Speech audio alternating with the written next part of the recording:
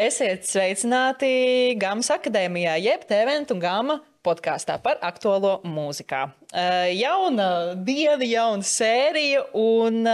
Jauns gads. Tiešām? Kurš? Gamas gads. Gamas, Mēs gaidām jauno Gamas gadu, tā jāsaka. Tas izklausījās skaisti. Jaunākā epizode - mūzikas nākotnes izaicinājumi, tehnoloģija, radošums un tiesības. Jā, šajā reizē mēs mēģināsim izlīkumot labirintam, kurā mēs sastapsim tādus pieturpunktus kā mākslīgais intelekts, autortiesības un radošās industrijas, radošās inovācijas, kā tas viss savstarpēji miedarbojas. Un cik tālu var iet tehnoloģija, neaizēnojot autentisku mākslinieku. Un risināsim arī to, kā saglabāt līdzsvaru starp radošumu un tiesisku aizsardzību. Šī ievada tapšanā ir palīdzējis arī mākslīgais intelekts. Redaktori pārbaudīts, balss ir Toma, viņš ir pavisam īsti šeit, un pavisam īsti ir arī mūsu šīs dienas viesi, kas mums atrodas tepat blakus. Pirmā vienmēr sievietēm priekšroka Liena Edvards, Laipas izpildirektore. Labvakar, labdien, sveiki! Labdien! Teiksim labdien, jā. Kā arī mūziķis, un kā mēs tikko noskaidrojām, iespējams nākamais redaktors copas lietās. Rīgas pēc. Čau! Jā, sveicināti, labvakar, labrīt, labdien! Visās laika joslās. Plaša profila speciālists. Jā, tieši tā. Par mākslīgo intelektu īstenībā pirms šīs epizodes man bija tā doma galvā, kā lai par to runā, neizklausoties varbūt apnicīgi, jo tas mākslīgais intelekts ir tāds bišķiņ jau liekas visur esošs. Un es, protams, ka pajautāju mākslīgajam intelektam, kā man nosaukt šo sēriju, kā mēs to ievirzam. Un mākslīgais intelekts, kas man bija pārsteigums, man atbildēja, ka jā, šis ir ļoti labs jautājums. Un ka es piekritīšu tam, ka mākslīgais intelekts ir kļuvis par tādu kā buzzkiller, man liekas, tādu viņš terminu lietoja tajā tur. Un tu man liekas, wow, tev ir arī parādījusies kaut kāda... Viņš saprot, ka viņš var sākt kļūt apnicīgs, jā, tematiski. Tematiski. Cik tematiski mākslīgais intelekts būs šajā sērijā? Es domāju, ka gana plaši, bet man liekas, ka līdz galam tomēr daudzas lietas nav atrisināts un kaut kur virmo gaisā. Tieši tā, un varbūt mums arī nav nemaz tas MI jāliek šīs sarunas centrā, jo tas, ko mēs vēlamies iesākt, ir par kaut kādiem jaunām pārmaiņām mūzikas industrijā kopumā, kas ir, protams, viņi tā kā kumoda sastāv no ļoti daudzām atvilktnēm, un MI noteikti ir liela daļa no tā, bet kurš gribētu sākt ar atbildi par to, kas ir tās pārmaiņas mūzikas industrijā, kuras nevar nepamanīt? Es domāju, ka es varu sākt un ieskicēt to kopējo ainu, kā tā izskatās no tāda organizāciju viedokļa ar to, ka mēs ļoti daudz, visur bieži, protams, šobrīd runājam par mākslīgo intelektu. Otrs, protams, ir tas, ka mākslīgais intelekts jau ir mūsdienu realitāte. Tas vairs nav nekas jauns, tas vairs nav nekas, no kā mēs varētu izvairīties. Tas jau šobrīd ir līdzās esošs. Mēs jau dzīvojam šajā mākslīgā intelekta laikmetā, mēs jau esam jau tādā sadarbībā un darbībā ar šo tehnoloģiju. Un droši vien no manas puses jau arī svarīgi atcerēties, ka tas mākslīgais intelekts jau pats no sevis arī neradās. Mākslīgo intelekta modeli ir radījis cilvēks. Jau 50. gados. Tieši tā, un mēs šobrīd esam vienkārši tādā tehnoloģijas attīstības posmā, kur jau mēs reāli, praktiski varam sev līdzās šo rezultātu vērot. Mums ir līdzās daudz dažādu risinājumu, gan mūzikas nozarē, gan citās radošajās nozarēs, un vispār kopumā pasaulē mākslīgā intelekta tehnoloģija ir izmantota jau. Sāksim ar to, ka mums ir robots, mums ir Optimus Prime robots, ko ir izgudrojis Tesla, kas reāli ir tev palīgs mājas darbos. Jau mēs esam nonākuši šajā konkrētajā posmā, kur jau mēs redzam tādus praktiskus, reālus piemērus. Protams, tas kaut kādā ziņā ir mums intriģējoši, mums kaut kādā ziņā tas ir izaicinoši, tas ir arī bailīgi, jo mēs nezinām, cik tālu tā tehnoloģija ir spējīga sevi pierādīt ar šo cilvēka līdzās esamību, un līdz ar to mēs arī par to runājam visu laiku. Tā, laikam, ir tā mana atbilde uz to buzzkiller un kāpēc mēs tik daudz šobrīd šo tēmu aktualizējam, jo tā ir aktualitāte. Rika, kas tev šķiet no tiem jaunajām tendencēm, kas īpaši iezīmējas mūzikas? Tieši mākslīgais intelekts tādā... Mēs varam arī paskatīties vēl citā virzienā, varbūt kaut kas vēl, kas tev ir aktuāli parādījies, vai tā būtu kaut kas saistīts ar praksi, vai ar sabiedriskām attiecībām, vai ar koncertu plānošanu. Kas tev tā ir līdzis padomāt? Tas ir kaut kas jauns. Par mākslīgo intelektu noteikti kaut kas daudz būs, ko pastāstīt, bet tīri arī no tā izrietoši kaut kādas lietas, arī par kaut kādu mārketingu. Es par to nezināšu tik daudz, bet noteikti tur arī kaut kas tāds. Bet tīri tehnoloģiskas inovācijas ir notikušas pēdējo 2 gadu laikā, varbūt tieši manā sfērā vairāk, jo ir parādījušās, kas būs tipiskam klausītājiem, nezinām, MPE tehnoloģijas pielietojums instrumentā. Tātad M ir... MP3, kas vēl? Respektīvi, ja teiksim, mēs zinām, MIDI ir tāds apzīmējums. MIDI principā ir datu sūtīšana, spiežot podziņus. Datora klaviatūra, tā ir MIDI. Ja mēs nospēšam podziņu, tad MIDI principā bija... iespēja sūtīt, cik stipri tu uzsit pa podziņu, teiksim, sintezatoram, cik ilgi tu viņu turi un kādā ātrumā, tādas komandas.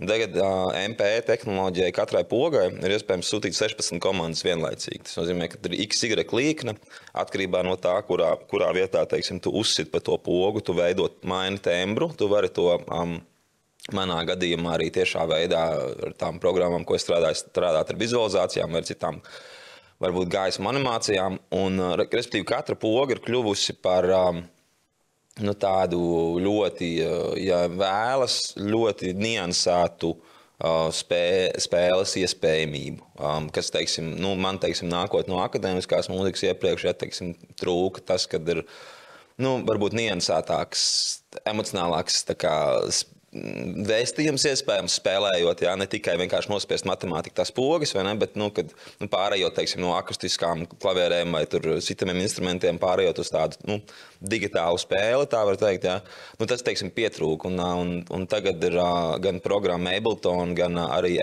Embodme no Parīzes, Francijas, es ar viņām strādāju, mēs palīdzēju izstrādāt 2 instrumentus jaunas, kas ir Ableton Push 3, kas ir tāda revolūcija, teiksim, mūzikas industrijas performancē, un Embodme ir ražojis ērē 2 instrumentu. Pirms tam bija Roli, ar ko es sadarbojos arī, bet šie ir tādi vairāk spēles paneļi. Tas varbūt nav saistīts gluži ar mākslīgo intelektu, bet viņš cits lauciņš, tas vairāk uz performanci, jo tas ir performance, vienmēr būs performance, un mākslīgais intelekts manā lauciņā pagaidām nespēr kāju vai netik daudz. Tas ir tas lieliskākais tieši varbūt skatoties uz mūzikas izpildījumu, ka tur tādas šobrīd nekādas konkurences nav.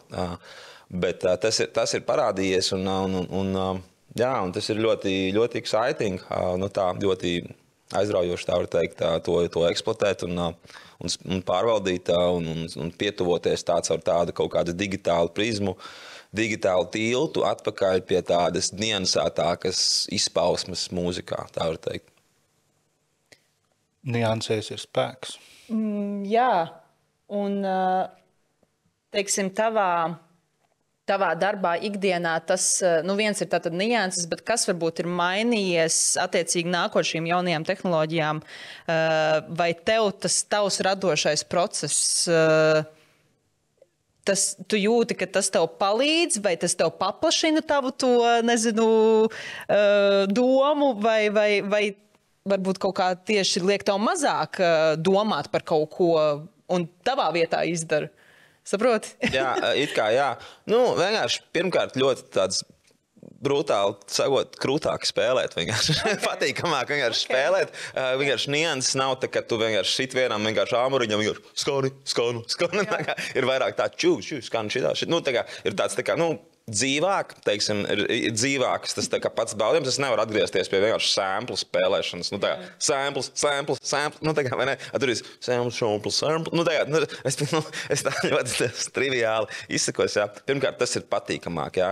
Un pēc tam, nu, es domāju, ka tīri no tādas, nu, programmēšanas viedokļi, nu, protams, vairāk varbūt pat sarežģītāk, vienkārši vairāk kaut ko tur mēģina apušķot kaut ko. Nu, citreiz, kā tam pieiet, var tam pieiet, ka tas vienkārši ir tā kā, nu, tās visas tās iespējamības arī droši vien sākotnēji, arī tāpat kā mākslīgais intelekts, ja viņi pārāk daudz pušo uz kaut ko, ja, tā kā ražo vēl šitā, un beigās viņš neko nesaprot, ja, bet ja tu ļauj, lai tas kaut kā plūst, atrod to zelta griezienu, tad tas aiziet. Protams, ka sākotnēji tur gribās visas features tur ielikt un visu kaut ko, un tad varbūt tas ar tev tehnoloģiju vienmēr bijis visos laikos. Man vienmēr stāv prātā no Pink Floyd, viņiem tāds bija par viņiem filma, ka viņi tur arī bija. Nu, tehnoloģijas vienmēr bijušas tās, kas tā kā ir kaut kāds arī noteikušas grieziens mūzikā, kā parādījās pirmās pēc, ka tur tumbām, skaņu sintezatoriem, ja tad 80. parādījās grits, ja, tur, kad ir metronoms un visam pret. Nu, tagad uztaisīšu tādas scary, kā tādas pavērsienus varbūt, kur ir nolīmeņojušies, vai ne? Bet, nu, tādā konkrētajā brīdī ir tāds vienkārši tāds, nu, overwhelming, ja, kā to visu, nu, tādas, vispār daudz, jā, un tu gribi visu izmantot un nesaproti kā, un tā, jā. Nu, es dzirdu to, ka Riks jebkurā gadījumā šos visus instrumentus izmantos sev par labu un attiecīgi iegūst, tā teikt, maksimālo no tā visa. Bet, Liena, jautājums tev. Es zinu par vienu aptauju, kas ir veikta. Vai tu vari padalīties mūzikas industrijas, nu, to mikroklimatu kopumā? Vai mūziķi tā kā vairāk baidās no šī te nezināmā, to var tā saukt, vai vienkārši no jaunām lietām, vai tomēr izmanto tās, nu, kā Riks šajā gadījumā? Es domāju, ka mēs ik viens šobrīd jau izmantojam šo mākslīgā intelekta tehnoloģiju lielākā vai mazākā mērā. Un, ja mēs runājam tieši par šo aptauju, kas tika veikta šī gada augustā, tieši mēs anketējām Leipa biedrus, lai uzzinātu, kāds ir viņu viedoklis un redzējums saistībā ar mākslīgā intelekta izmantošanu nozarē un vispār kopumā, kas ir šī uztvere par mākslīgo intelektu kā tādu. Aptaujas dati, protams, liecina to, ka lielākā daļa no Leipas pārstāvēto biedru, kas ir mūziķi un ierakstu producenti, ir tomēr nobežījušies par to, ka mākslīgais intelekts var ilgākā laika posmā aizstāt šo dzīvo radošumu, ja mēs skatāmies tieši uz to, ko Leipa pārvalda, kas ir mūzikas ieraksti. Protams, es piekrītu Rihardam, ka dzīvais izpildījums, šī dzīvā performance, dzīvais koncerts, neviens mākslīgais intelekts to nevarēs aizstāt. Tās ir emocijas, tas ir dzīves cilvēks, tā ir tā dvēselīte, par ko mēs runājam. Bet, ja mēs skatāmies uz ierakstu industriju, uz mūzikas ierakstiem, tad es domāju, ka pēc kādiem 5, 6 gadiem mūsu jaunieši, mūsu bērni, kuri šobrīd ir 14, 15 vai 11 gadu vecumā, visticamāk paši radīs savu mūziku, izmantojot jau šo tehnoloģiju un piemēros to savām vajadzībām un vēlmēm.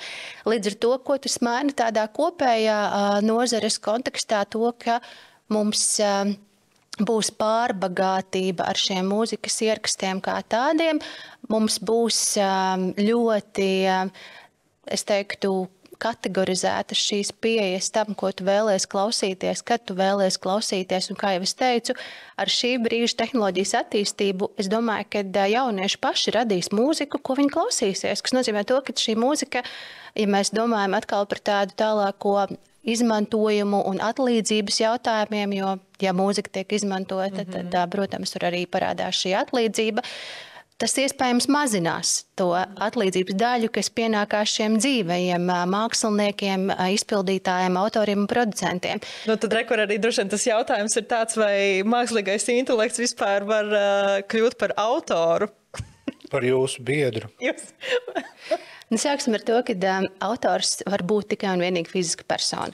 Sorry. Un atgriežamies pie paša pirmā teikuma, ko es teicu, ka mākslīgā intelekta modeli ir radījis autors. Šobrīd, protams, mēs varam spekulēt ar dažāda veida pieņēmumiem un interpretācijām, cik daudz fiziska persona, izmantojot mākslīgā intelekta modeli vai programmu, ir ieguldījis no sevis šo jaunradi, jo autortiesība viens no principiem, tātad pirmkārt autors var būt tikai fiziska persona, un otramkārt tas, ka autora darbs saistās ar šo jaunradas brīvību, attiecīgi to radošo ieguldījumu darba tapšanā.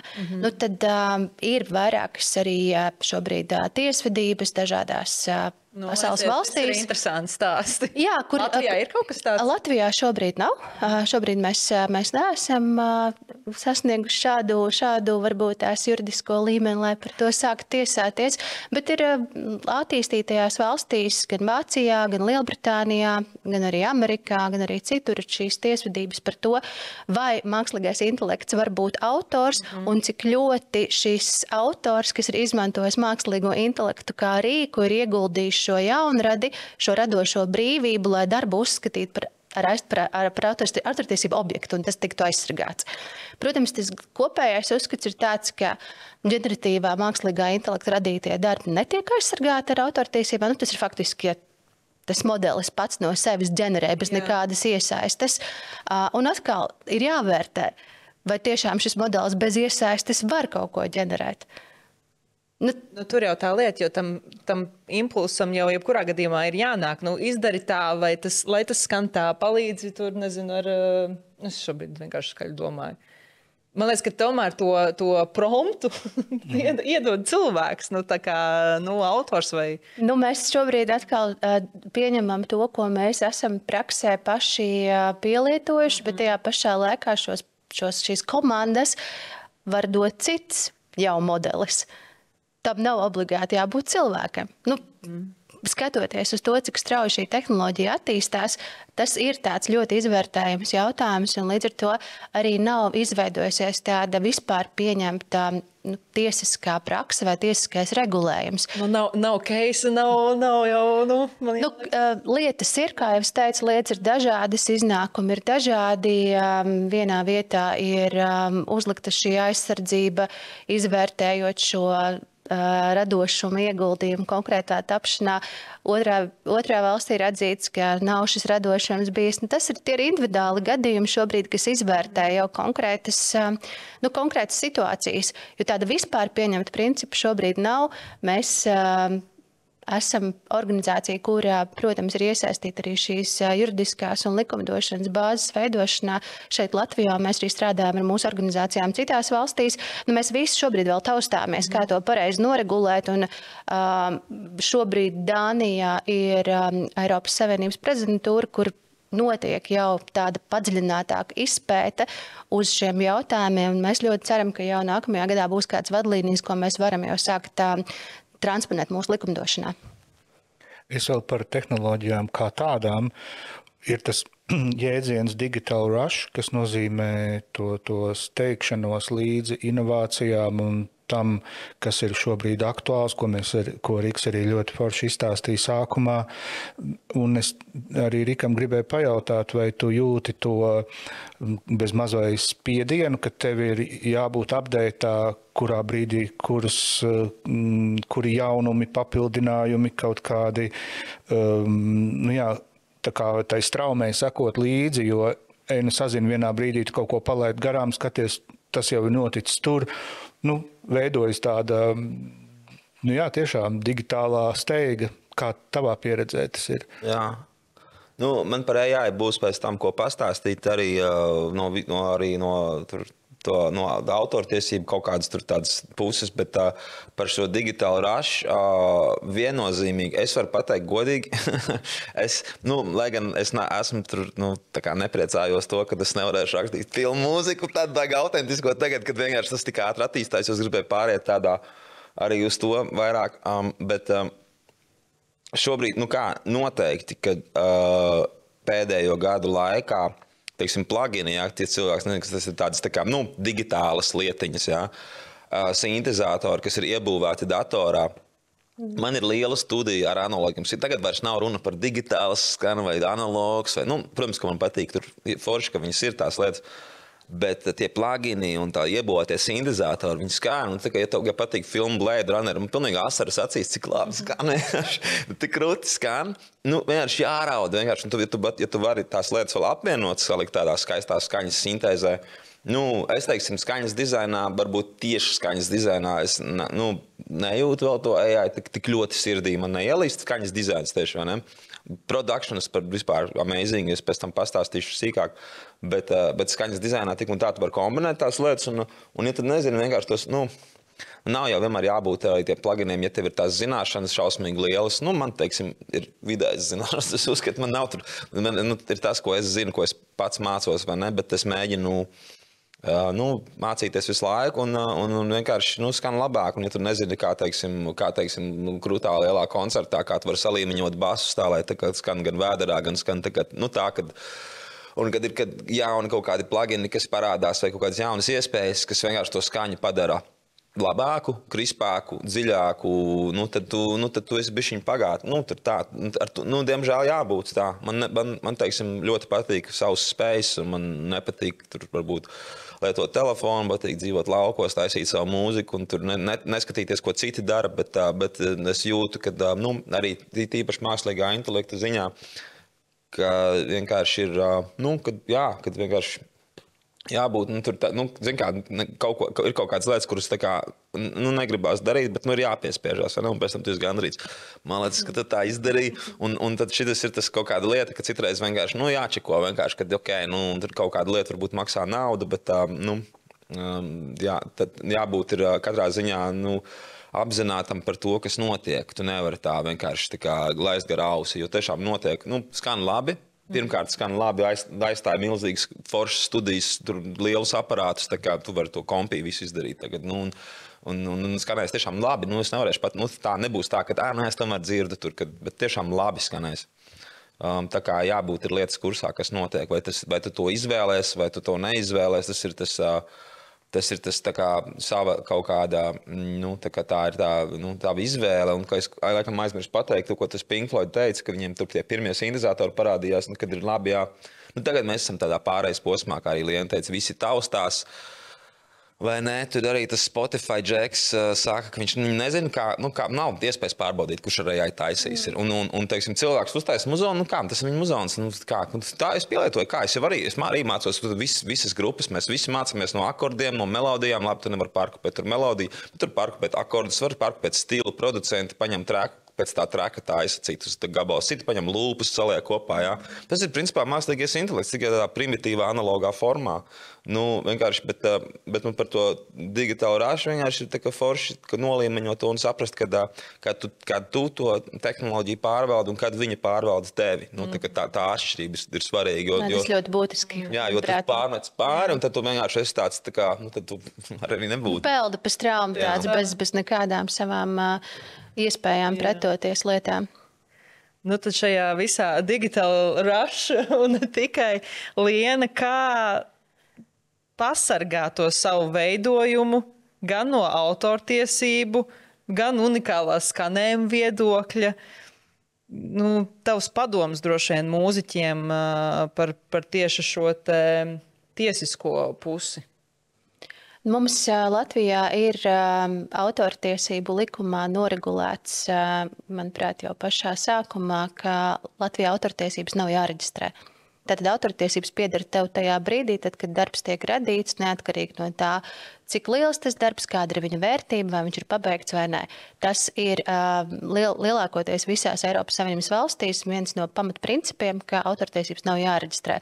Līdz ar to jautājums, kā pasargāt savu radošo darbu, tas ir atkarīgs no tā, kāds ir tas mērķis un nolūks tev tālāk ar šo radošo darbu izpausties, vai tas radošais darbs ir radīts tikai un vienīgi, lai viņu klausītos mājas kopā sanākšanās ar kaimiņiem, radiem un draugiem, nu, tā kā prieka un hobija pēc, vai tas ir domāts, lai tu reāli tā kā profesionāli arī gūtu kādu labumu. Nu, protams, ja tu izvēlēsi tālāk ar šo darbu, gan piesaistīt auditoriju, gan veidot savu profesionālo jomu, karjeru un gūt kādu peļņu, naudas izteiksmē, tad, protams, tu skaties, kādā veidā tu šo vari nodrošināt, izmantojot dažādus šos kanālus. Nu, viens ir tas, ka mēs daudz esam runājuši par tādu opt-out principu, ko nozīmē opt-out. Opt-out nozīmē to, ka tu vari mūzikas ierakstā metadatos norādīt, ka mākslīgā intelekta modeļi nedrīkst ņemt tavu katalogu, tavus darbus, un līdz ar to attiecīgi tas ir aizliegts šiem modeļu izstrādātājiem, modeļu turētājiem, un, protams, ja tas darbs tiek paņemts, tad var iestāties arī kādas tālākas sekas.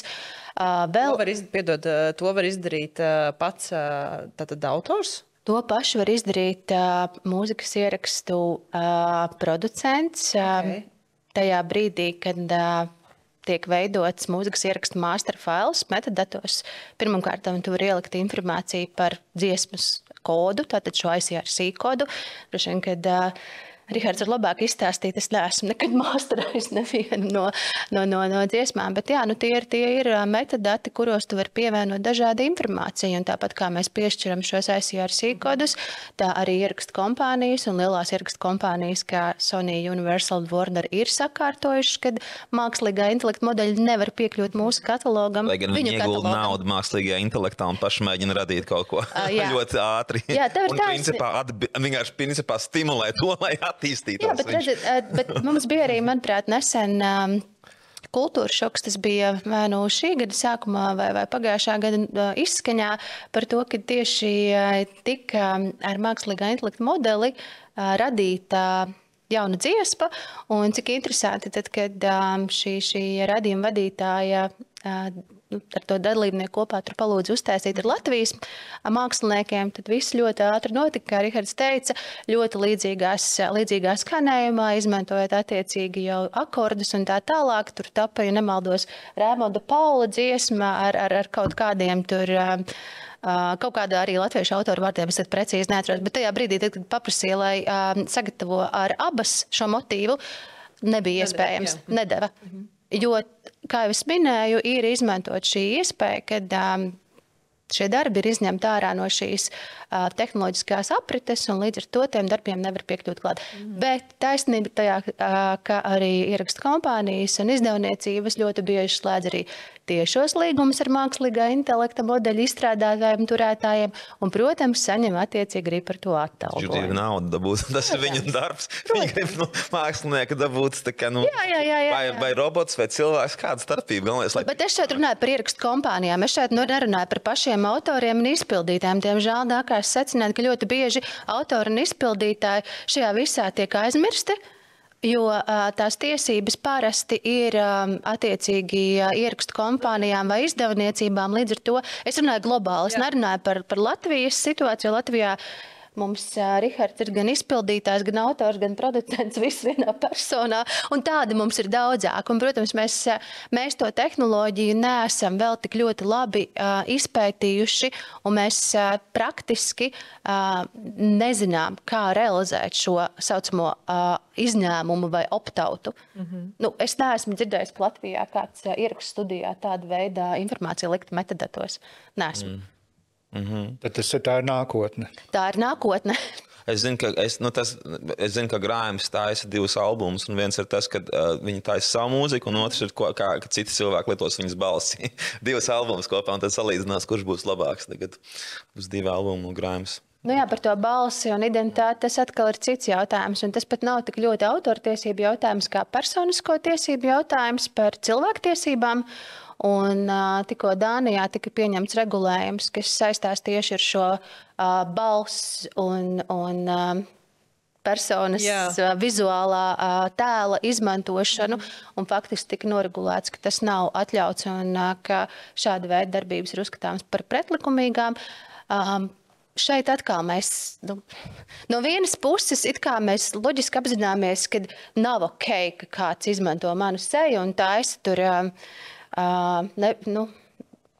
neatbilstošus video. Autortiesības sejai. Vai kā tam līdzīgi. Jā, tā, seja burtiņš. Vai ne kaut kāds? Jā. Nē, bet es stāstu par to, ka mēs zinām, ka ir darbības, kas nav ok. Tāpēc mēs vienmēr arī saprotam to, ka tu vari, nopirkt to pašu nazi virtuvē, lai tu sagrieztu dārzeņus, bet ar to pašu nazi tu vari nodurt cilvēku. Tas ir tas arī, ko Rihards teica, ka tev ir jāsaprot to, kāds ir tas nolūks un tas balans un tas līdzsvars starp to visu. Tāda ļoti akadēmiskas zināšanas, atbilstoši mūsu nosaukumam, bet īstenībā jau akadēmija ir tā vieta, kur mēs uzzinām informāciju, lai viņi pēc tam praktiski realizētu. Te mēs tiešām ir interesanti par šīm tiesībām, kuras tev kā autoram ir īpaši jāpiedomā, jo piepeši lielie valodas modeļi var sākt cienāties no tevis, un tev pašam tas ir jāuzmana, lai tas nenotiek. Vai arī, ja tas notiek, tad, lai atbilstoši arī tu saņem par to atlīdzību. Jā, bet kā to var izkontrolēt? Var izkontrolēt, Rihard. Ja tā tehnoloģija spēj šobrīd paņemt tik daudz jau ar autortiesībā aizsargātu darbu, tad ir tāda pati tehnoloģija, kas var to nomonitorēt. Tas ir. Bet kā, pēc akordiem, melodijas, metadatiem, tāpēc es runāju par metadatiem. Jā, es, par to, bet ietekmēties un ņemt kā references dziesmas kaut kādas, visi jau viens otru kopē, ietekmējās, to nevar pateikt, ka tas ir tik šausmīgi līdzīgs darbs tam darbam, un vienkārši, tas, to jau, protams, ka, nokopēt pilnībā brutāli ņemt, taisi man kā viņa, bet ja, ka tu iespaidojies no visu kaut ko, visi jau mēs iespaidojamies, tad paklausies grupas, pāranalizē, visi mēs tas ir nākamais, no šitās bāzes, ja tu mežā dzīvo un iemācies tikai spēlēt, harmonisko bāzi un neklausies nekādu citu mūziku, bija kaut kāds māsu grupa, kas dzīvoja mežā, bet, tu visi taču bija esot interesants mūzika. Jā. Bet visi jau tā, tā ir tā evolūcija. Mēs jau mācāmies no kaut kādām pieredzēm, no paraugiem, mēs attīstām, bet šis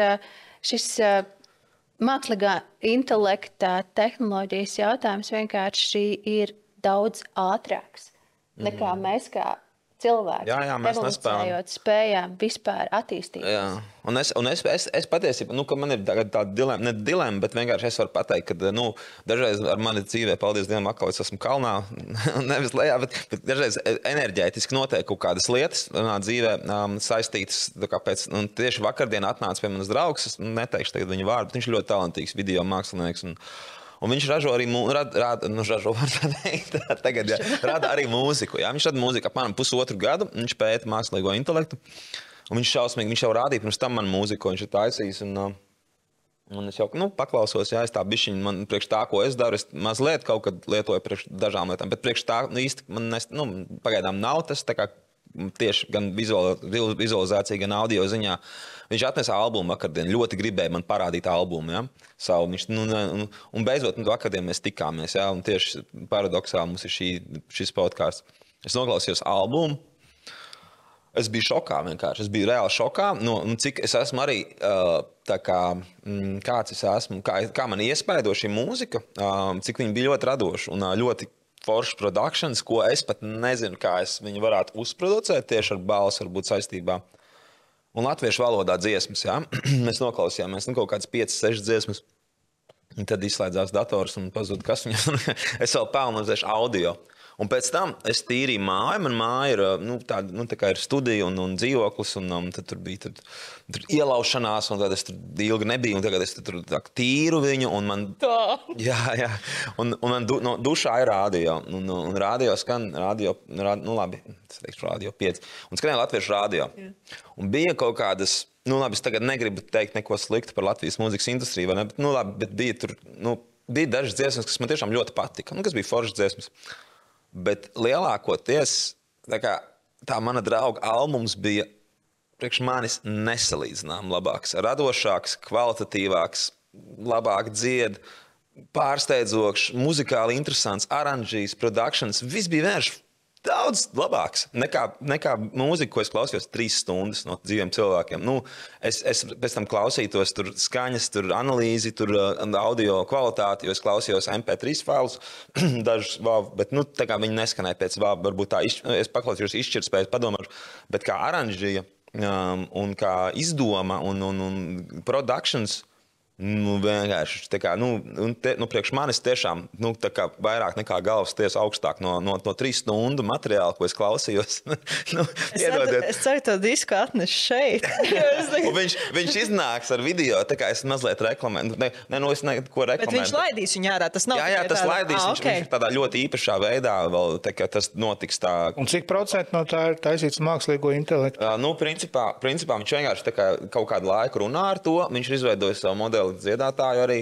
Viņš pats izveidojis. Viņš pats ir, viņš ir pats izveidojis dziedātājs modeli. Par mūziku es nezinu, es dažreiz palūdzu viņam, man vajag kaut kādu vienu skaņu. Cireiz tas strādā. Un, teiksim, man bija kaut kāds koncerts, man vajadzēja, kad no Jamaikas reperis viens ir, viņam nesanāca, un tad reāli samaksāju reperim no Jamaikas, kas man ierapoja. Man Rick Fats in the building, man. Tur tāds. Un viņam, bet kaut kas bija, kaut kas arī, kaut kādi daži čanti bija diezgan legit, bija tiešām labi kaut kādi. Tur badadam, tur bija kaut kas labs arī. Bet tad es aprakstīju arī viņam, kad... kas ierunā manu Rick Fats tur tādu. You're now listening to Rick Fats radio. Tā kā, un tad es aprakstīju meiteni tur from outer space, no space, kas ir maks introverta, tur sexy, slick, tur kaut ko. Vienkārši aprakstīju visas viņas, tā kā visas iezīmes. Un vienkārši tiešām, you're now listening to Rick Fats radio. Un tiešām arī tāds, cik tiešām pilnīgi tā tiešām labi izklausījās. Tas, teiksim, sanāca. Bet, tā kā es nezinu, es nevaru pateikt, kad viss ir tikai slikti, es kaut ko, tā kā vienkārši tas, kas tā kā AI nav, viņam nav brands, AI nav brands, viņam nav vecāmāte, mamma, viņam nav notikumi, kas viņš notiks, viņš nav brands, viņš nav tur, nezinu, Rick Fats seja, tur Rick Fats, tur troublemaker vai vienalga, tam patīk, viņam nav šis viss, tas tā kā, tas dirt, vai ne? Viņš ir vienkārši tā kā šausmīga mašīna, kas ražo vienkārši miljonus dziesmas, pēta Spotify, vienkārši kas tagad ieskas, vienkārši, ko tu nevar neko izsekot tam līdzi, vienkārši viņš ir nenormāls, vienkārši mašinērija. Bet viņam nav tas, raksturs. Dvēselīte. Dvēselīte, bet to dvēselīti tu redzi tikai tad, kad tu redzi seju un kad tu redzi, kad cilvēks performē, kad tu klausies, tur citi cilvēki var pateikt, tas AI, tur reverbs, AI, echo, AI, šitas, tā kā, es kind of varu pateikt, bet, nav tā, ka es nezinu, ja man uzliktu dziesmas, un kas ir taisīts ar AI, kas nav taisīts ar AI, vai es varētu tā baigā šķirt. Bet vienkārši tas, ko manā gadījumā, kad es producēju mūziku, un es ļoti ceru, ka vienkārši mākslīgais intelekts būs tas, es teiksim, kā producents, es neesmu mācījies nekur producēt mūziku, vai ne? Es pašmācības ceļā mācos no YouTube video, un es biju, ļoti daudz laika pavadīju arī mūziku, un es taisu vizualizācijas pats, es spēlēju pats, es tā kā producēju, un, protams, kad ir sīkie, ir tādi, kas tikai producē, ir tādi, kas tikai, un vienkārši ļoti bieži ir tas gaps, kad vienkārši tev ir, tas laiks, kamēr tu taisi to skaņu, jo es taisu skaņas pats, vai ne, un vienkārši es ļoti ceru, ka vienkārši tas tā kā, es negribu būt kaut kāds opīts, kas tur kaut ko nelieto, bet kad vienkārši tas man palīdzēs ražot kaut ko, un man patīk arī tās viņa aranžīs, un es teiksim, klausos savu muziku, man tik un tā, man patīk mana mūzika personīgi, tā kā, ko es taisu, vai ne, bet ir kaut kādas foršas lietas, ko tas AI uztais, un kaut kā vienkārši jāmēģina, jāatrod kaut kāds labs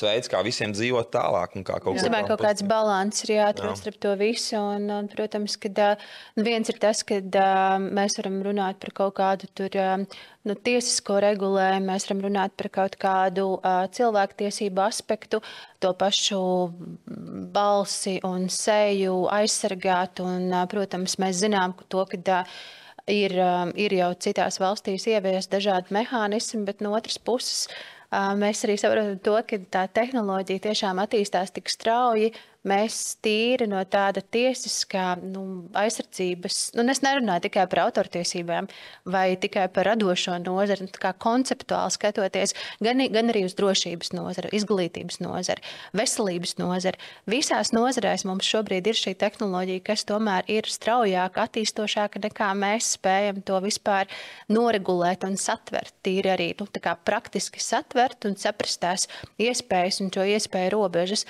Un es arī esmu tikai par saprātīgu rīku izmantošanu, ja tas var iedot kaut kādu pievienoto vērtību. Tas, par ko es uztraucos droši vien par jauno paudzi, jo, protams, man pašai ir dēls, un es redzu, kādā veidā šie jaunieši patērē saturu. Es redzu, kas notiek, un, protams, tas ļoti atkarīgs arī no vecākiem, kā tā kultūras un mākslas mīlestība tiek iemācīta un iedota jau bērnībā. Tas ir ļoti svarīgi.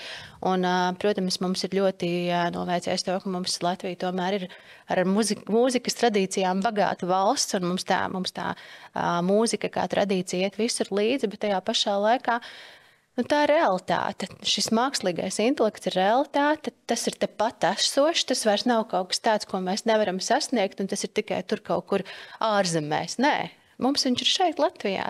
Un šobrīd ir tas laiks mums saprast, iemācīties, kā mēs varam ar to sadzīvot un kā mēs varam tomēr radīt mums pašiem, kā dzīvām būtnēm, kā homo sapienam daudz labākus apstākļus nekā tai tehnoloģijai, tai mašinērijai, par ko arī Rihards stāstīja. Jā, lai viņš nevalda pār mums, bet mēs varam viņu izmantot. Liekam komatu? Liekam komatu, un paldies Lienai Edvardsai no Latvijas autoru un izpildītāju. Latvijas izpildītāja apvienība Laipa. Jā. Tāpēc es arī vienkārši Latvijas autori, bet īstenībā tie jau nav autori, pirmā zilba no vārda Latvija. Jā, tāpēc man vienmēr ir tas... To izgriezīs, ja? Tāpēc, lai dzird, kā mēdz būt, nav ko griezt. Un Riks Fets, multi-instrumentālists un arī inovators mūzikas tehnoloģiju. Es gribēju pateikt tikai, ka es esmu Rika Fets AI klons, un pats Rika Fets patiesībā atrodas skapī sasies ar aiziet muti. Tā kā... Ok. Šai tēmai ļoti nots arī beigsim. Mēs liekam komatu, jo mums tūlīt notiks Magics studijā, un mums būs jauni viesi runātāji par nosacītu šo tēmu, bišķi no cita aspekta. Arī par programmatūru un arī par tiesisko aizsardzību, par to, kā var radīt jaunas lietas un pēc tam uzmanīt, lai viņas tiek atbilstoši patērētas. Jā. Aicināsim jaunos viesus. Jums paldies. Paldies. Paldies jums, lai veicās tā.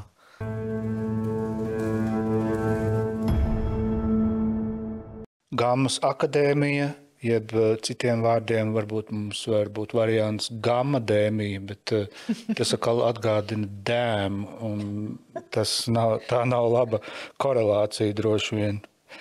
Bet jā, mūsu šodienas virziens ir parunāt par tehnoloģiju attīstību un arī par to, kā tehnoloģija radītie produkti, kas saistīti ar mūziku, kāds ir likumiskais satvers, kā viņus reģistrēt, kas viņus uzskaita, kā lai viņi nenonāk nepareizajās rokās arī dzene. Tas labi. Un tādēļ mums tagad akadēmijas solos ir pievienojusies Ilze Grava no Patentu valdes. Labdien, Ilze! Labdien. Un arī Helmuts Bēms, programmatūras uzņēmums SonarWorks dibinātājs. Paldies! Labi te būt. Un jūs iespējams ne tik daudz un ne tik labi dzirdējāt mūsu iepriekšējo sarunu, kaut gan šeit pat mēs vien akadēmijas telpās esam, bet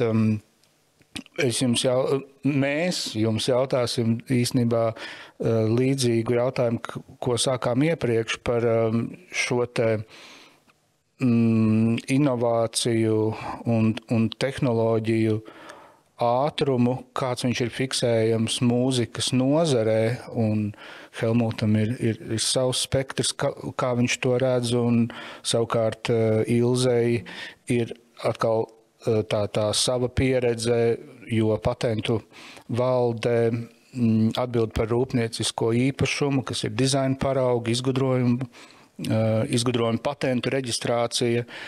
Tā kā varbūt sāksim ar dzelžiem un tad iesim pie likumiem. Sarunāts. Ja runa ir tīri par ātrumu, es domāju, ka tas ir ātrākais izmaiņu, ātrākās izmaiņas, kādas jebkar ir bijušas šajā industrijā. Es domāju, ka mēs šobrīd esam tādas lielas, mēs pat neesam lielas izmaiņu priekšvakarā, mēs esam jau tur ar abām kājām iekāpuši izmātajās izmaiņās. Industrija iet cauri milzīgajām pārmaiņām, un viņas notiek ātrāk kā jebkad agrāk. Tā kā tas ir tas konteksts, kurā mēs šobrīd atrodamies. Mūsu sarunas, mūsu raidījuma pirmajā daļā tika pieminēta Dānijas pieredze, kā viņi regulē, balss izmantojumu, un tieši cilvēka balss ir kodolā vienam no jūsu jaunākajiem produktiem. Varbūt pastāstiet par to, kas ir tas, ko esat sagatavojuši šobrīd saistībā ar mākslīgā intelektu un balss konfigurēšanu. Jā, mums jau vairāk kā gadu ir jauna produktu līnija, kas ir dziedošas balss transformators, kas ir mākslīgā intelekta produkts, proti viņš ņem par ienākošo signālu, viņš ņem dziedošu balsi, un tad viņš var viņu transformēt par citu balsi vai mūzikas instrumentu. Attiecīgi, principā jūs varat Tas var skanēt kā Taylor Swift? Jā, bet mūsu primārai, tas tāds, ja skatās no tāda vienkāršā lietotāja viedokļa, tad viņiem ir, es tur varu skanēt kā Taylor Swifta. Mums tas mērķis vispār nav kopēt, kaut kā tur slavenību balsis. Mūsējais ir profesionāls rīks. Mēs piedāvājam legālas balsu bibliotekas, dažādas specifiskas balsis, tur nezinu. Piemēram, mēs nesen palaidām bērnu balsu paku, kur ir tāda biblioteka ar bērnu balsīm. Attiecīgi, ja jums kaut ko vajag, piemēram, iedziedāt ar bērnu balsi, dabūt bērnu balsis ierakstā vienmēr būs grūtāk nekā pieaugušo, jo jums tur ir viss tas process, tur jāsaorganizē, jādabūna tie bērni. Jūs varat kā pieaugušais iedziedāt to dziedamo gabalu, un tad tā tehnoloģija viņi transformēs par konkrēto bērnu balsi. Tehniski mēs varam uztaisīt arī Taylor Swift, bet tas vienmēr būs kaut kāds... Tur būs kaut kāds legālais jautājums, vai to drīkst darīt. Tā kā mūsu pamata mērķis ir vienkārši piedāvāt biblioteku ar legālām balsīm, kuras īsumā kā reizi nemēģina kopēt slavenības, bet vienkārši jums iedod rīku, kur jūs varat dažādas balsis dabūt savam ražošanas procesam. Un arī mūzikas instruments viņš var transformēt. Principā mums ir kaut kādi producenti, kas jau ir uztaisījuši visu dziesmu, kurā vienīgais avots ir tā producenta balss. Viņš gan mūzikas instrumentus iedzied, gan balss iedzied un piedziedājumus piedzied un kori uztaisa. Tā kā visu to var tagad izdarīt ar mākslīgo intelektu. Šis ir, tiem, kas varbūt nezinu, pat arī man tas ir jaunums, šis ir Latvijā ražots produkts, tā var teikt. Jā. Un tas tiek izmantots visā plašajā pasaulē. Varbūt Taylor Swift šo arī izmanto. Jā, šobrīd lietotāju skaits, profesionāli lietotāju skaits ir kaut kas jau virs 10 000. Okay. Mēs nekontrolējam to, kurās tieši studijās un kurās mēs dažreiz mums tie producenti paši atsūta un saka, kur es šito izmantošu, tad dziesmā paklausieties, cik forši izklausās. Bet mēs īsti nezinām un nekontrolējam, kurās tieši ļoti iespējams. Mēs jau strādājam ļoti daudz ar tieši tādām slavenībām, tā kā ļoti iespējams kaut kādās slavenās dziesmās jau tiek izmantots. Brīnišķīgi. kādreiz VF Minolta, tagad Sonarworks. Bet vai Helmut, vai jūsu uzņēmuma stāsts ir tā dēvētā vienradžu stāsts par mazo startupu, kurš uzsprāgst. Es gribu atbildēt specifiskāk. Vienreža stāsts ir par 1 miljarda apgrozījumu. Vienreža stāsts nav par veiksmu, lokālu eksploziju vai kaut kādu citu eksploziju. Tas ir tīri 1 miljarda kritērijs. Pareizi, jā. Es īstenībā šaubos, ka mēs esam 1 miljarda kompānija, jo vienkārši mēs darbojamies industrijā, kurā 1 miljards ir ļoti daudz. Precīzāk tas nav apgrozījums, tas ir vērtējums. 1 miljards mūzikas tehnoloģiju jomā droši vien ir kaut kādiem 3-4 uzņēmumiem globāli. Tā industrija vienkārši nav tik liela. Tā kā tur noteikti netuvākā laikā mēs nonāksim pie 1 miljarda. Pusvienradzis ir tāds. Radzis. Raģa stāsts. Jā, stīrna. Stīrniņa. Jā, tad mēs solījām, ka būs arī... Jā, Ilze klausās un domā tā. Jā, es par to atsaucoties uz to reģistrēšanu, produktu reģistrēšanu, kā jūs redzat šo te inovāciju tādu tā kā pieplūdumu, varbūt tā to var nosaukt, tieši patentu valdes ikdienā. Kaut kā jūs droši vien piefiksējat, kas te šobrīd notiek? Patentu valde reģistrē patentus, kas ir izgudrojumi, dizaina paraugs, kas ir ārējais veidols un preģuzīme, kas ir logo. Ja mēs tieši runājam par mūzikas nozari, diemžēl man jāsaka, ka Latvijā mūzikas nozarē patenti, prečuzīme, dizaina parauga nav tā nozara, kas ir ļoti plaši pārstāvēta. Es bez Sonarworks vēl varu minēt Jay-Z mikrofons, Aretai, Erika Sint, bet tur ir līdz 10 saskaitāmi šie te. Bet, ja mēs tieši runājam par šo reģistrāciju, tad patentu valde ir tā, kas mēs, kā saka, godīgi izstāstam, kāds ir priekšrocības šo īpašumu reģistrācijai un kādas varbūt seks, ja jūs to nedariet. Jo, principā, Sonarworks ir patenti, vairāk patenti, un viņi šobrīd tā patenta būtība ir tāda, ka aizliedz citiem izmantot, ja vien neprasa atļauju uz licences līgumu, un tādā veidā ar inovācijām uzņēmums pelna un dod arī pienesumu Latvijas ekonomikai. Jā, tā es to saredzu uz inovācijas kopā ar šo te intelektuālā īpašuma reģistrāciju. Jā, es ceru, ka Jā, vai ir kādas... labi, mūzikas, tas lauciņš pagaidām, es domāju, pagaidām šis ir tas vārds, ka varbūt tās nav vēl tik daudz, bet kas ir varbūt tās problēmas, ar ko jūs saskaraties, vai arī, teiksim, jūs nākot reģistrēt šo te patentu, kas ir tās biežākās problēmas, ar ko nāk saskarties? Es domāju, ka kopumā lielākā problēma ir tā, ka cilvēki nav tik ļoti informēti par tām priekšrocībām, ko rada šī te reģistrācija un kāds vispār ir tas pienesums tam visam. Kāds? Trīs pienesumi.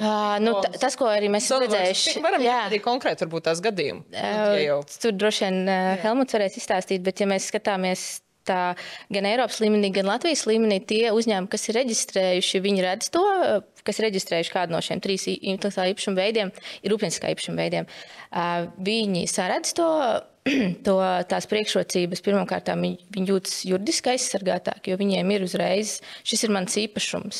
Tas ir tāpat, kā man pieder dzīvoklis, es ierakstīts zemes grāmatā, un šeit ir līdzīgi ir datubāze, kur var redzēt publiski, jūs var ieiet arī tieši tāpat sameklēt Sonarworks, un jūs atradīsiet, kādu veidu patenti pieder. Tur tas viss ir uzrakstīts, aprakstīts, un tieši arī, un vēl tas, ko arī saka, ka tādā veidā arī no kopēšanas ir iespējams, no kopēšanas, viltošanas ir iespējams izvairīties, un uzņēmums saka, ka viņi arī iegūst.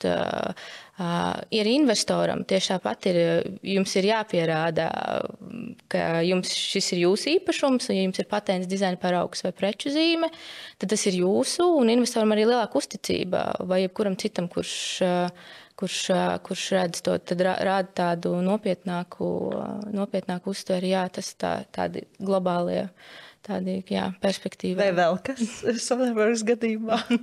Man liekas, tā liela, interesanta tēma par intelektuālā īpašuma aizsardzību, sevišķi no mazu uzņēmumu viedokļa. Tur tajā tēmā varētu baigi dziļi iedziļināties, bet tāda no lielā bilde ir, manuprāt, tā sistēma relatīvi labi strādā lieliem uzņēmumiem, viņa relatīvi slikti strādā maziem uzņēmumiem, un ar lieliem uzņēmumiem, es domāju, tiešām globālā līmenī lielajiem uzņēmumiem.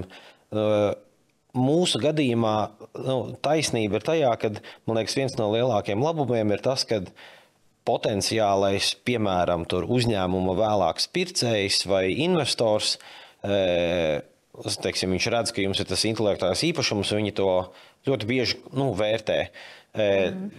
Bet tajā pašā laikā man ir jāatzīst, ka arvien vairāk parādās arī spēlētāji, kuri īstenībā saprot, ka tās tiesības ir ļoti ierobežotas, jo tās tiesības var sākt izmantot tikai tā, ka jūs esat kļuvis reāli liels. Es jums iedošu ļoti konkrētu piemēru. Mums, piemēram, tieši šobrīd ir ļoti liels Ķīnas uzņēmums, kurš īstenībā ļoti atklāti pārkāp mūsu preču zīmi. Un tagad jautājums, forši, mēs pat varam pilnībā nofiksēt šo te faktu. Viņš ir publisks, viņi neslēp to, ka viņi izmanto mūsu preču zīmi, un tagad, ko mēs darām? Es iedošu par piemēru, piemēram, Eiropas Savienību. Paņemsim lielāko tirgu Vāciju. Ja? Mēs principā tiesiski nevaram piedzīt zaudējumus, lai jūs juridiski piedzīt zaudējumus, un tur ir jāuztais kaut kāds pilnīgi astronomisks gadījums. Ja? Es aiziešu uz Vācijas tiesu, iztērēšu apmēram 200,000, provizoriski, ja, tā kā tiesājoties, un tad labākais, ko es dabūšu, viņi pakratīs pirkstu un teikt, neizmantojiet šito te vairāk.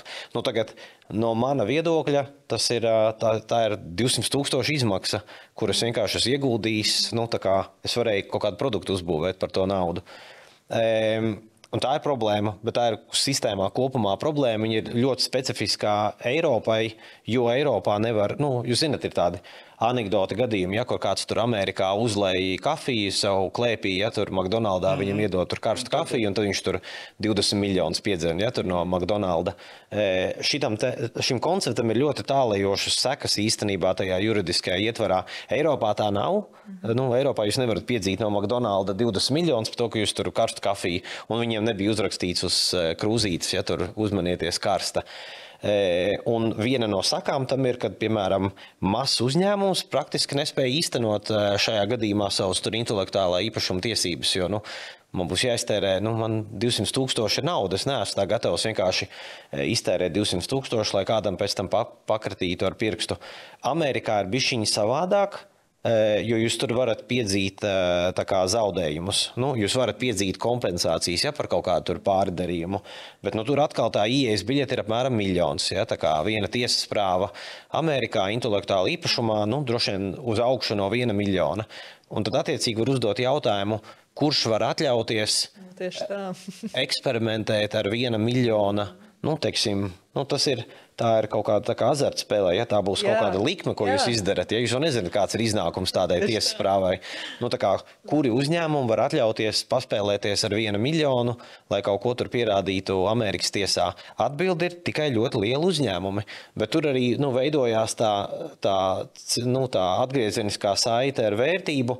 Tie ļoti bieži tas intelektuālais īpašums iegūst vērtību tikai tajā brīdī, kad viņš nonāk liela uzņēmuma rokās. Attiecīgi pat, ja man kā mazam uzņēmumam ir intelektuālais īpašums, es neobligāti varu ieviest viņu dzīvē pats, bet ja mūs eventuāli nopirks, teiksim, lielāks uzņēmums, tad tā vērtība var parādīties viņa rokās. Bet tā nav Latvijas līmenī atrisinām problēma, tā ir, teiksim, intelektuāla īpašuma sistēmā globāli, un Amerikā ir savas citas problēmas, bet globāli tur ļoti daudz ir, teiksim, nesakārtotu lietu, un sistēma ir lēnām izveidojusies tāda, ka viņa aizstāv lielu spēlētāju tiesības un īstenībā uz mazu spēlētāju rēķina. Te es varbūt piebildīšu, ka attiecībā uz preču zīmēm Eiropā ir arī pozitīvas iezīmes. Eiropas Savienībā ir tāds portāls, kur arī ir tiesība aizsardzība iestādes, un viņi savā starpā apmainās ar informāciju. Un es zinu gadījumus, kad šādā veidā, kad ir informācija par preču zīmes pārkāpumu, piemēram, tad, preces izņem ārā no aprites un tādu konfiscē. Tas ir uz preču zīmēm. To var dabūt gatavu, tikai nav jau tā, kad es varu uzrakstīt e-pastu Vācijas tiesai, kas teiks, izņemat šīs preces ārā no aprites. Tiesai, nē, tas īstenībā notiek ļoti muitas tiesību aizsardzības iestādēm. Un viņi diezgan ātri, ja preču zīme reģistrēta Eiropas Savienībā, un tiesību īpašnieks ir iesniedzis šo te prasību, tas process nav tik sarežģīts, jo es pieļauju, ka uz patentiem tā ir kā sarežģītāks process. Jā, un tas vēl arī jāpiebilst, ka šī intelektuālā īpašuma reģistrācija ir teritoriāla. Varam reģistrēt Latvijā, var reģistrēt Eiropā, uz Ķīnu var attiecināt. Jā, tas arī vēl būtiski ir. Jūs izņēmāt vārdus pāris man no mutes laukā, jo es tieši gribēju jautāt par šo te, ja es izdomāju reģistrēt savu preču zīmi ne Latvijā, kādi varētu būt tie mani apsvērumi, kādēļ, lai es tā darītu. Un es atceros no pirmīt stāstītā, ka jūs teicāt, ka Latvijā reģistrētas preču zīmes, tur ir arī saistība ar nodokļu ienākumiem, ja es pareizi saprotu, vai ar to, ka tas ekonomiski ir izdevīgi. Tas, ko es tā pieminēju, ka tā globālāk, kad pienesums ir tā nozari sakārtotā un pienesums nozarei vispār kopumā ekonomikai. Bet kāpēc varētu kāds ne tikai Latvijā, bet arī ārvalstīs tā viennozīmīgi ir saistība, vai grib iet konkrētajā tirgū? Jums ir jāaizsargā tajā teritorijā, kur jums ir tirgus. Attiecīgi Latvija, ja jūs ražojat kaut kādus produktus, teiksim, mūzikas tehnoloģiju ziņā neviens nestrādā uz Latvijas tirgu, attiecīgi, kāda jēga aizsargāt kaut kādu 2 miljonu tirgu, kas ir vienkārši ļoti, ļoti, ļoti maziņš.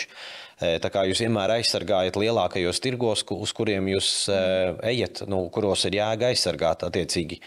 Jums ir jāizvēlās Eiropa, jūs Eiropā vienmēr izvēlēsieties tur Vāciju, Franciju, kas būs izmaksu ziņā salīdzinām ar Igauniju, bet tas labums, ko jūs iegūstat, ir nesamērīgi lielāks.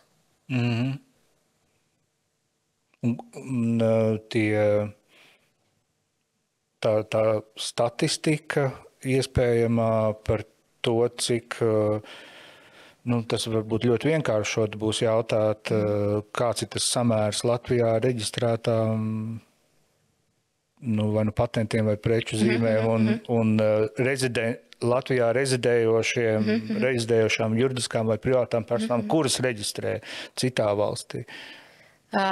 Man statistika nav šobrīd līdzi, un es no galvas viņu nezinu, bet ja mēs rēķinam pret iedzīvotāju skaitu, tad neesam mēs, kā saka, vidēji mēs esam līdzīgi ar citām dalībvalstīm. Protams, mēs esam mazāk iedzīvotāji, līdz ar to absolūtos skaitļos. Tie nevar būt liela skaitļi, mēs nevaram salīdzināt ar Vāciju vai Franciju, bet kopumā vidēji tā reģistrācijas skaits ir līdzīgs. Protams, arī atšķirās gadu no gada.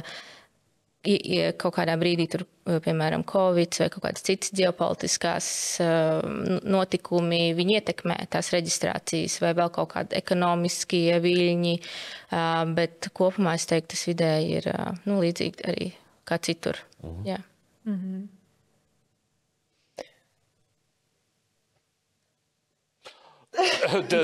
Klusais skatiens pa kreisi. Es aizdomājos tagad... Bet Sonovaks gadījumā varbūt piedod, es palaidu garām, bet tad jūs esat reģistrējuši Latvijā. Nē, tur tā sistēma ir sarežģīta. Jūs dažreiz uzsākat kaut kādu, patentu ziņā, jūs varat uzsākt Latvijā, tīri tāpēc, ka tas ir vienkāršāk un lētāk, bet beigu mērķis, jo ņemot vērā, ka jums patents ir tāda sarežģīta sistēma, kur jūs izejat vairākām stadijām. Katrā nākamajā stadijā jūs tā kā esat, jūs varat iesniegt Latvijā, tad jūs pēc tam iesniegsiet starptautiski, un tad jūs beigās izvēlēsieties konkrētās valstis, kur jūs gribat nostiprināt tās tiesības. Jūs dažreiz varat sākt ar Latviju vienkārši kā lētāko, vienkāršāko sākotnējo punktu, un jo pat cik Latvijas ir Eiropas Savienībā, tad Eiropas kontekstā ir vienalga, kurā valstī jūs uzsākat to procesu.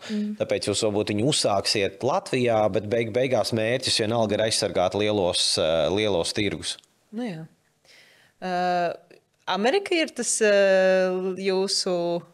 Mūsu gadījumā noteikti, jā. Mēs parasti mēģinam aizsargāt, mēs aizsargājam Ameriku un kaut kādas lielos tirgus Eiropā. Jā, Vācija jau... Es skatos, ka jums ir, vismaz manos pierakstos, ir 2 ASV patenti un 1 Eiropas vienotā spēka patents, kas nozīmē, nenosaukšu visas, bet manuprāt 11 Eiropas valstis arī ir iekšā, kas ir tas. Tagad ir tāda būtisks uzlabojums noticis, kad vēsturiski vienmēr bija tā, ka jums Eiropā visas valstis ir jāizvēlās atsevišķi, kas ir absolūts murgs nakts. Ja? Tā kā tur Eiropā ir cik 27 valstis? Eiropas Savienībā. Vairāk ir. Un tad jūs tur sēžat un prātojat, man Šveici aizsargāt vai neaizsargāt, vai tur Dāniju. Kaut kāds relatīvi mazākus tirgus. Tagad vismaz ir ieviests kaut kāds vienots regulējums, kur jūs varat iesniegt vienu, un tad tas noklāja kaut kādas valsts Eiropas Savienībā, jo, lai salīdzinot ar Amerikas tirgu, jums ir jāņem Eiropa kopumā ir salīdzināma, neviena valsts Eiropā nav īsti salīdzināma ar Amerikas tirgu. Bet, tā kā Amerika ir primārais. Ir bijuši kādi mēģinājumi jau kaut ko... Tā kā es teicu, mums ir reāls gadījums, kur ļoti liels Ķīnas uzņēmums pārkāp mūsu Ķīnas uzņēmums, bet viņš attiecīgi izplata globāli tos savus produktus. Bet mums ir vairāk gadījumu, kad mums ziņo tieši par Ķīnas uzņēmumiem. Jā. Kurš to atklāja? Viņi paši. Viņi publiski, viņiem ir weblapā, viņi reklamē savu tur jauno telefonu, un tur ir vienkārši tiek izmantot mūsu preču zīme. Man vakar tieši arī bija vienā pasākumā, pienāca klāt preču zīmes īpašnieks un arī stāstīja, ka viņš ir vienā jomā reģistrējis to preču zīmi, un ka viņiem nāk uz e-pastu, viņa preču zīmē klāt pielikts vēl travel, un viņam nāk un prasa par ceļojumiem, un viņš saprot, ka līdzīgi ir, tā kā mēs neapstījāmies, vai viņi ir reģistrēti vai nav, un prasīja, ko darīt šajā jautājumā. Tad pirmais, ko mēs arī sakam, sākotnēji sazināties ar to, kurš pārkāp, jo ļoti daudzos gadījumos iespējams cilvēki nezina, ka viņi pārkāp šīs tiesības, ka nav šī informētība, un tad jau ir tālāk ķēdīt atkarībā no atbildes, noteikti ir iespējams kāda juridiskā palīdzība piesaistīta, kā tālāk risināt šo te strīdu. Un tā tiesa par to 1 miljonu. Jā, tas ir lieliem uzņēmumiem. Jā, bet ļoti daudzos gadījumos arī šī te uzrunāšana palīdz tieši tādiem maziem uzņēmumiem. Kā informēt un izglītot tos cilvēkus, varbūt tās, kas... Ķīniešus? Ķīnieši droši vien, ka tas ir... Ar tiesu Vācijā. Jā, piemēram. Bet Latvijas arī kontekstā, kas varbūt tās, ko jūs ikdienā darat, kas ir tie pasākumi? Jā, tas, ko mēs darām, mums ir pamatās mērķa auditorijas ir uzņēmēji, kuriem mēs stāstam par priekšrocībām, ko dod intelektuālā īpašuma reģistrācija. Tad mēs sākam arī jau no mazotnes. Ļoti daudz strādājam arī ar skolām, jauniešiem, studentiem. Visās jomās arī jāstāst. Ļoti daudz mēs ir jau vairāk kā 10 gadus mēs esam sadarbībā ar Junior Achievement Latviju, kas ir biznesa izglītības programma. Arī tur stāstam esam daļā no šī te procesa, un tad vēl arī viena no mērķa grupām arī mums ir profesionāļi, kas ir patentpilnvarnieki. Patentpilnvarnieki ir tie, kas kādu uzņēmumu vai individuālo darboni pārstāv šī te, ja pats, piemēram, nevar, ja mēs runājam par patentiem, tad visticamāk tur vajag pārstāvu, lai šo dokumentāciju sagatavotu, preču zīmu dizainu paraugu. To diezgan vienkārši tiešsaistē var izdarīt. Tad vēl ir arī tiesneši, policisti, muitas darbinieki, jā, arī šīs te profesijas, lai izglītot par šiem te pārkāpumiem šajās jomās, lai būtu tāda laba sistēma Latvijā šajā jomā. Jā, tas tā īsumā. Īsumā un dziļumā. Ļoti interesanti. Un tas ir tikai sākums. Teic, Gustāva. Jā. Nu, tad vai mēs esam nepietiekami šajā sarunas daļā iepinuši mākslīgo intelektu, vai viņam ir pietiekami daudz uzmanības jau veltīts šajā epizodē? Es domāju, mēs tikai esam pakasījuši pašu virsmu. Vispār globāli, ne tikai šīs sarunas kontekstā, bet ārpus sarunas rāmjiem. Jā, tā ir milzīga tēma. Tas arī ir tas galvenais, ko es sākumā minēju, kad industrijai ir uzsākusies milzīgas izmaiņas, kas ir galvenokārt mākslīgā intelekta radīta izmaiņa, kas ļoti būtiski izmainīs šo industriju. Jā, un te tiešām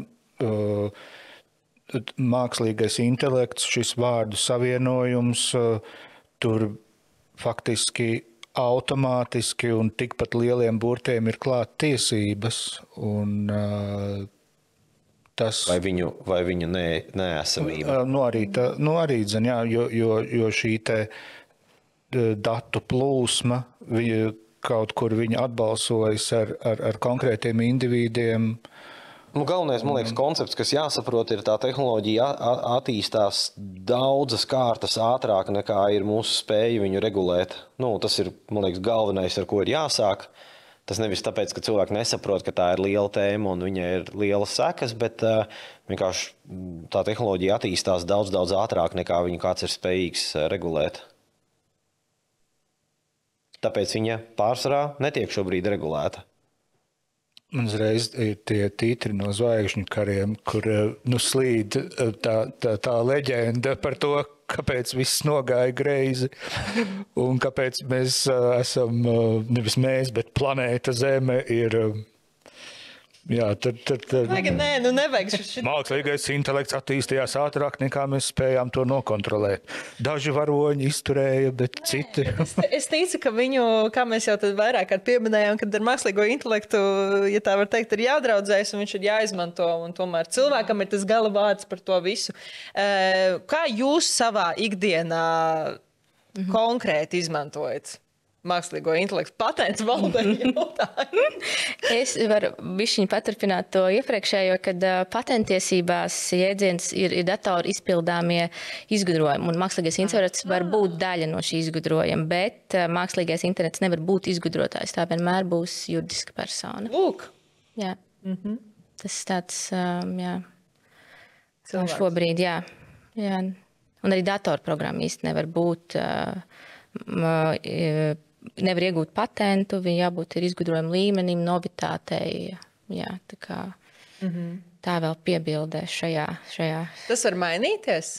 Es pieļauju, ka jā. Es domāju, ka noteikti. Es domāju, arī intelektuāla īpašuma tiesības nestāv uz vietas, un es pieļauju, ka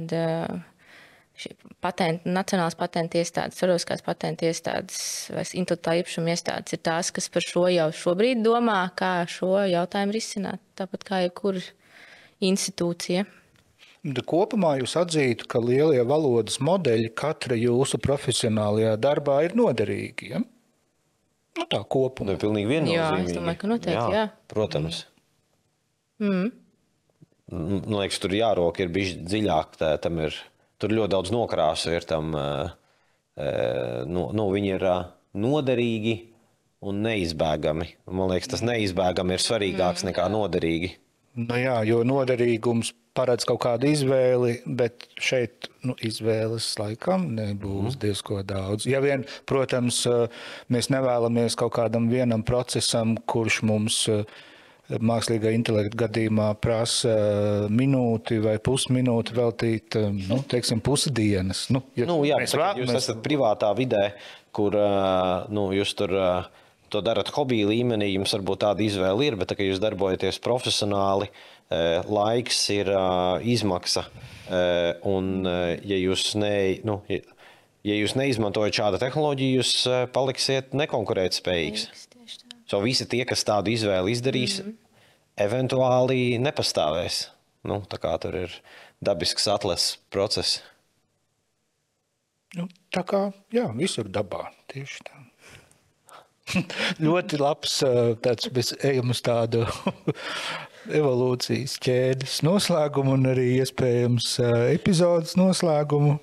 Krista, vai tu vēl vēlies kaut kādu? Mums bija pirms tam komats, tagad mēs varam uzvilkt punktu, bet ko tu gribētu viņā ievilkt? Punkts šajā tēmā ļoti ilgu laiku nebūs. Daudz punktu, jā.